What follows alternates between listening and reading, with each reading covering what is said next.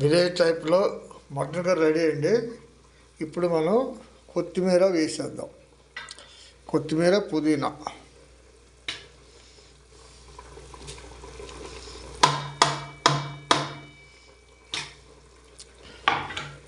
ఒక 2 minutesలో మనం దించేయచ్చు.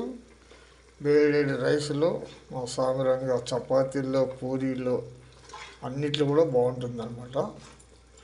ఎవా టేస్ట్. ఏం వేసాం ఇందులో? టమాటా, దోసకాయ, మటన్ ప్లస్ ఆల్ మసాలాలు. మరాఠీ ముగ్గ, మరాఠీ లేదా పేర్లు ఉన్నాయి, తెలుస్తావు సరిగ్గా. అంత సూపర్గా ఉంటుంది.